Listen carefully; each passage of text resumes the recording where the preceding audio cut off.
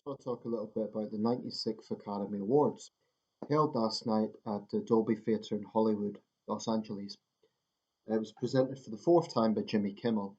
One thing about the Oscars is the year can always be a little bit misleading because we could say the Academy Awards 2024 because this is the year it's presented, but it is for films for the calendar year mostly in 2023. Um, so that can sometimes be misleading. I think when people say the the Oscars of a particular year, it's actually the year before. So that's something to bear in mind. Um, I think it's fair to say there's no major controversies this time round, which is somewhat refreshing, given some of the events in recent years. It's good that there's no major controversies with this one. Um, there was some firsts, there was some noteworthy things, but nothing. I don't think this one will stand out particularly. There was a comedic touch where the wrestler John Cena came out to read out some of the nominees. I can't remember which category it was, but that was a humorous homage to the incident in 1974 when David Niven was reading out the results and a streaker came on stage. So the joke being that John Cena didn't want to come out and he was basically naked except for the little announcement card. Um, Kimmel said, "Oh, what's the big deal? You wrestle naked." And he said, "I do not wrestle naked. I wear trunks." So it was quite a funny skit. I think Kimmel's all right as host. I think you need a degree of comedy with the Oscars because it is quite a long ceremony. But it's about balance, and that's the key thing, not to overdo it with comedy, to the point where it could be a bit crass. I think last year, um, arguably, it went a little bit on the crass side of things. But I don't know. It's about getting a balance. I'm just going to read out the results. It was a good night for Britain and Ireland. Um, Not surprising, Oppenheimer swept the board. Barbie didn't. All that debate over Barbieheimer. There was a bit of banter between Emily Blunt from Oppenheimer and Ryan Gosling, of course, for Barbie, over the rivalry of the two films. I didn't see Barbie. I did see Oppenheimer. Oppenheimer, I'll just say it briefly. I can see why it was acclaimed. It's an intelligent, thoughtful film. I did think it was a little bit on the long side. I would have skimmed off, and it's the same criticism I have with Killers of the Flower Moon. I would have skimmed off at least 20 minutes.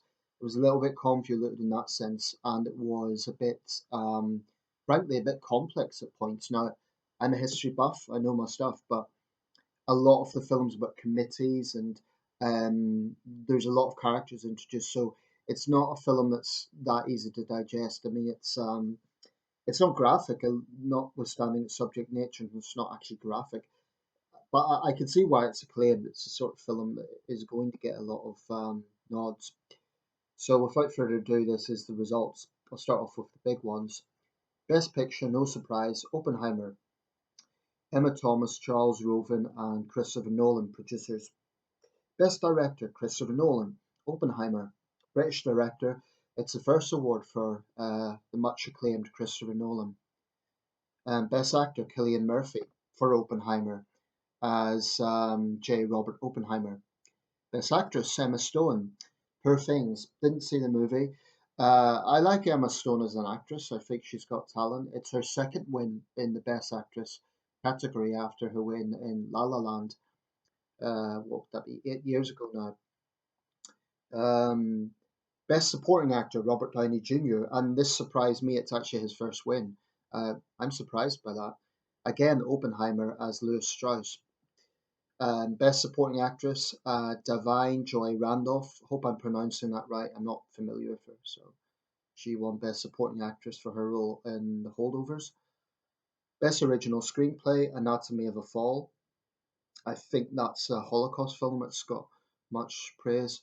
Best Adapted Screenplay, American Fiction. Let's see. Best Animated Feature, The Boy and the Heron. Best International Feature Film, The Zone of Interest. Or maybe that was a Holocaust film. One of those was. I can't remember which one. I haven't seen it. Best Documentary Feature Film, 28 Days in Mariupol. Mstislav Chernov. Hope I'm pronouncing that correctly. That's historic, first Ukrainian winner.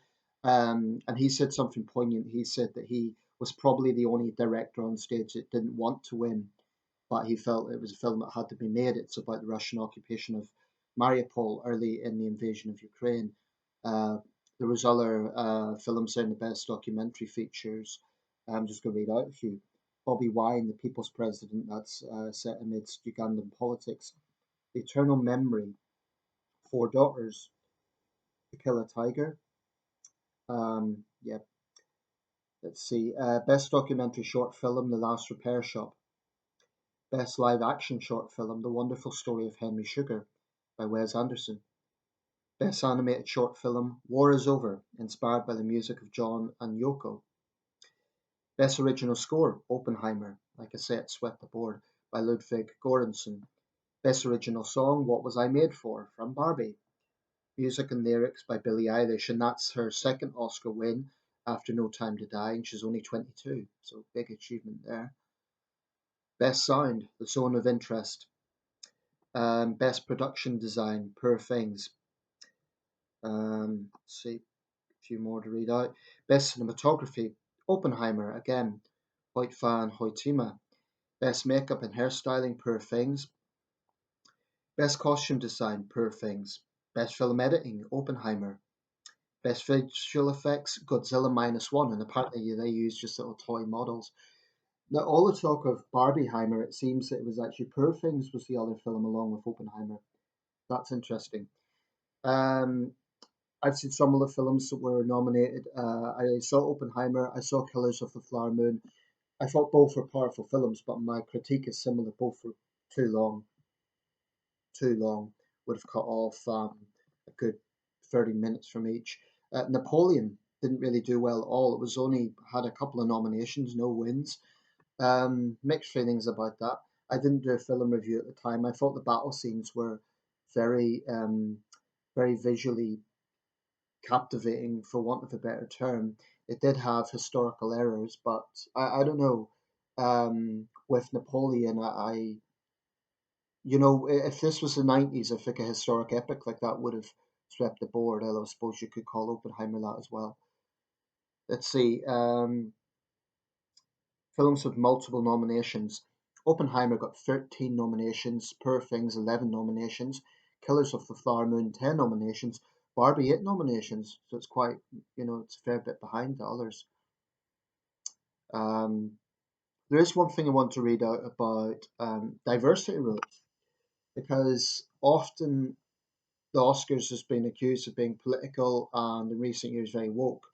Well, I just want to comment a little bit about this. Diversity rules. This was the first year that the diversity rules for the Best Picture category became mandatory. In June 2020, under its Academy Aperture 2025 initiative, the Academy established a set of representation and inclusion standards that a film would be required to satisfy in order to compete in the category.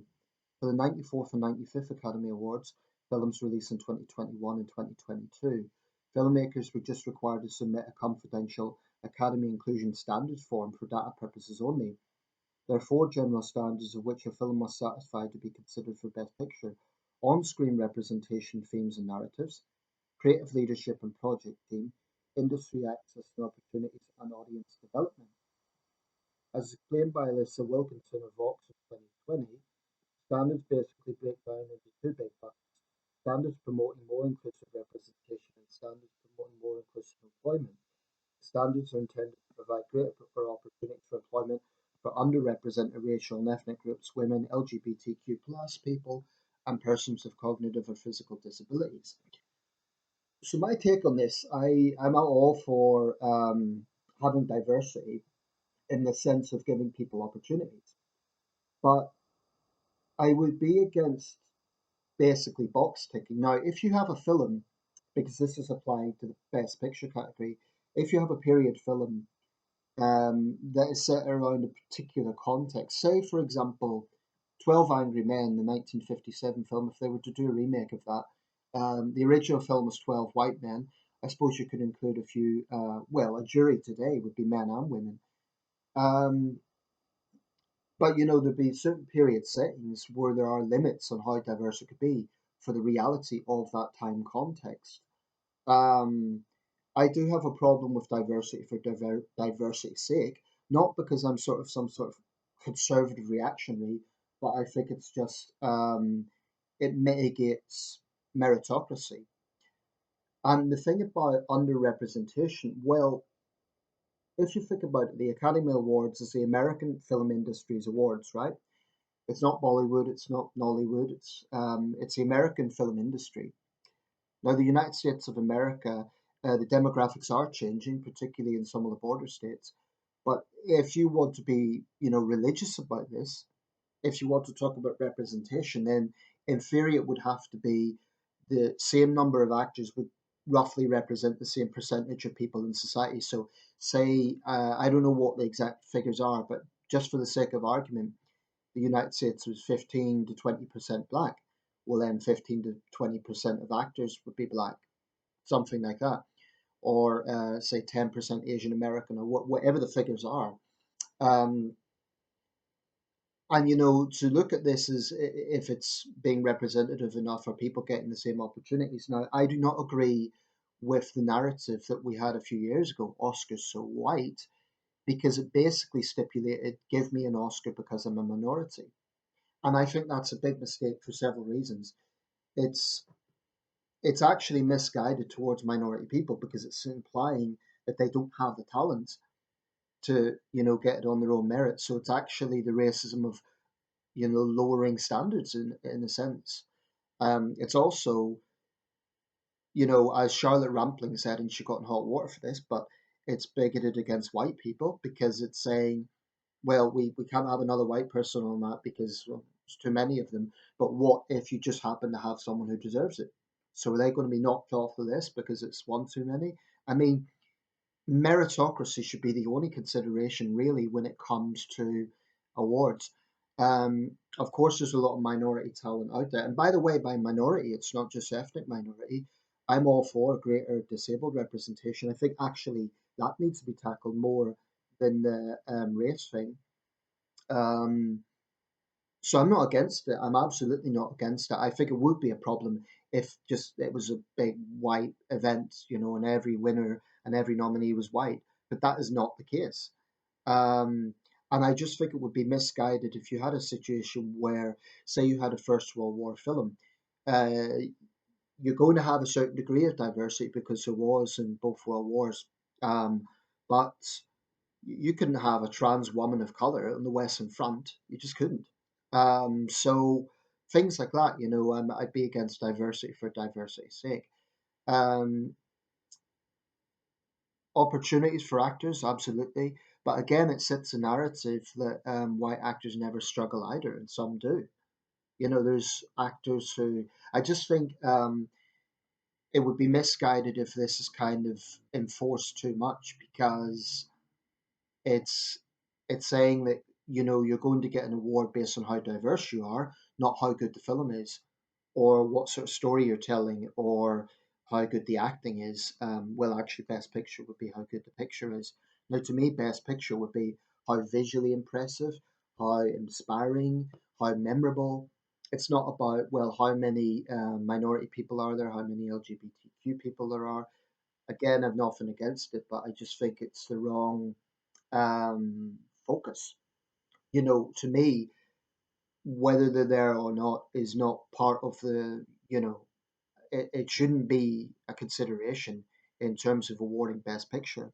And I know what some would say, I'm a reactionary conservative for saying that, but at least this year there was no major controversies with race. I mean, Will, actually, since we're talking about this, just one thing. Lily Gladstone, some were saying, oh, she should win Best Actress because she's the first Native American, would be the first Native American to get it. Well, I didn't think her performance was outstanding. It was fine. There's nothing wrong with it, but I wouldn't say it was particularly memorable. Um, Certainly not the best. It wasn't like visually a stunning performance. It was a pretty normal, fine performance. But again, that would be an example of I'm pleased she didn't get it because if she did, it would be the Academy just saying, okay, well, we better give it to her because she's the first Native American. No, I disagree with that. There's other Native Americans who, in my opinion, arguably have done better jobs. And I'm not, nothing wrong with it, but it was just average. It was nothing special. So people saying she should have won for that reason, no, I disagree with that. Also, she's unknown. This was her first big film, so why just give her that as sort of bit of tokenism? No, I'd be against that. I mean, the film is about Native American representation, but I just think it's fundamentally misguided to get into the realm of tokenism. It should be purely meritocracy. I didn't see Emma Stone's performance in Poor Things, so I can't judge.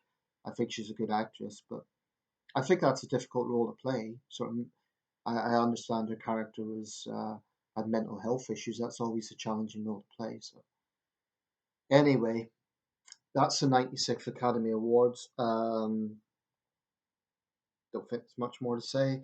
If anyone watched me, let me know your thoughts. Finally, I love film. I love watching film. It's obviously a very left wing thing. Hollywood is profoundly left wing. I am pleased, though, it didn't get into tokenism. I'm pleased Barbie didn't win as some sort of nod to feminism. I'm pleased Killers of the Flower Moon didn't win as some sort of nod to, well, we better give it awards for Native American representation. The film was good. I wouldn't say it was too long for a start. Um, yeah, so meritocracy should be the key. Jimmy Kimmel made a joke about Donald Trump, a whole Twitter thing. Oh, I see it's past your jail time, Mr. Trump. So read into that what you will. Very left wing event.